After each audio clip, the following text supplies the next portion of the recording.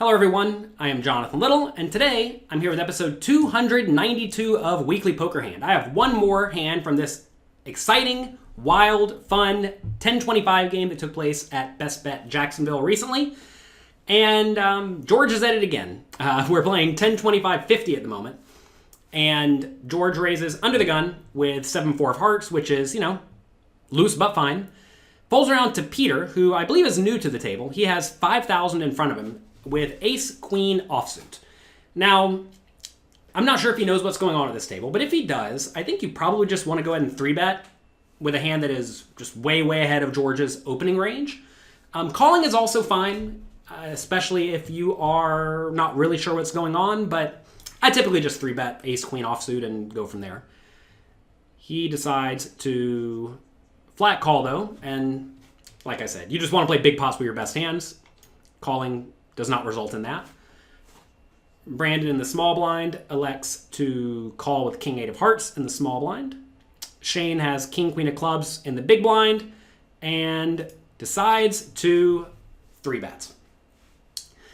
So I probably would have just flat called in this situation, because what's likely to happen here is when he 3-bets, George, who is very loose and splashy, playing $20,000 deep, is going to call a lot.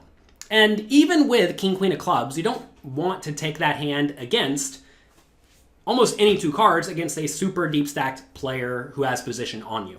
Also, king queen of clubs flops amazingly well, so you're usually happy enough just calling and seeing a flop and then going from there. But I do get the merits in 3-betting because you are just straight pushing equity against the majority of your opponents. So he does 3-bet to 1,000, which is a nice sizable 3-bet. George should probably fold the 7-4 of hearts. If it was something like 7-6 of hearts, he can stick around. But I think 7-4 of hearts is a little bit weak. And now back around to Peter. So if Peter has been paying attention to what is going on in this game, he knows that, well, really all three of his opponents are pretty loose. Brandon's loose, Shane is loose, and George is loose. They are loose, splashy, aggressive, and they are not afraid to get in there and battle. Also, Peter has a hand that does kind of poorly three ways. Right? Because if you do get top pair second kicker and a lot of money goes in, you may just be against the ace-king. That said, if you jam it all in pre-flop, ace-king is never folding, so you're just going to lose to that anyway. But imagine your opponents do have hands like pocket sevens or jack 10 of hearts, right? As we see, that's kind of what he's against. He's against a bunch of suited, connected-ish hands. Against all of these hands, when you make top pair, you're going to have a somewhat difficult time getting paid. Notice in this instance, if an ace comes, he's not going to get paid. And if a queen comes, yeah, he's going to get paid. But that means whenever he makes a pair, half the time he's just not going to get paid. Also on king, queen, blank, that's particularly bad for him because then he loses, right? So this is a situation where I think playing 5,000 deep, facing a $1,000 raise and a call, you just want to rip it all in pre-flop. This is something that a lot of recreational players are very uncomfortable with. They show up with $5,000. That's a lot of money for a 1025 game, right? Yet now we're playing with a straddle, so it's 100 big blinds. But even then, a lot of players get really frustrated when they get stacked. It's like they think getting stacked and losing all the money in front of them is some detrimental thing. But in reality, when you are playing a loose, splashy, wild game, you just have to be willing to get it all in. A lot of people say, oh, this game plays bigger than a normal game, right? Well, this is a great example of that where you just have to be in with your ace-queen. I don't really see any other option. The problem with calling is just when you miss, you lose, and you're going to get bluffed some portion of the time. Like, say any of these players flop a draw, they're going to continuation bet, and you're going to fold if you don't hit anything, and you're going to be folding out the best hand. So your hand really does lack post-flop playability in this situation. So I think the best play, by far, is to shove. And realize that you're going to have swings in this game. I mean, if I had to estimate the swings I would have playing $5,000 deep in this game, I'm going to be up like up or down 15,000 over the course of a few hours. Just because of the way the cards are going to run out, right? You're going to have swings, and that's okay. Right here, if he did go all in, Shane would probably call, and notice Peter would just get it all in with 70-ish% equity, which is great. Sometimes he loses 30% of the time, but that's, well, a whole lot better off than what's going to happen in this scenario where he's ahead, but not like way, way, way ahead, right? Also, like I said, he just lacks playability because he's going to flop the best hand sometimes and end up folding, which is kind of a disaster.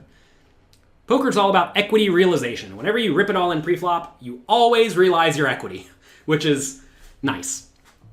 And not only that, you realize fold equity. So Getting it all in is pretty nice. Brandon does make the snug fold, the king-8 of hearts, which is just a good fold.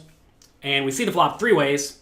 King-queen of clubs versus 7-4 of hearts versus ace-queen offsuit. Flop comes 10-10-3 with two clubs, giving Shane a flush draw. He's definitely going to bet, and this is actually a beautiful example of what I was saying, right? Where 7-4 of hearts is going to fold, ace-queen is going to fold, and then ace-queen folds inappropriately, whereas if it just got all in pre-flop, he would have got it in very, very good. Notice here, if you look at the percentages, if you're watching this on jonathanlittlepoker.com or on YouTube, you see it's about 50-50. I actually assumed the ace-queen was going to fold here, but it looks like he's getting ready to call.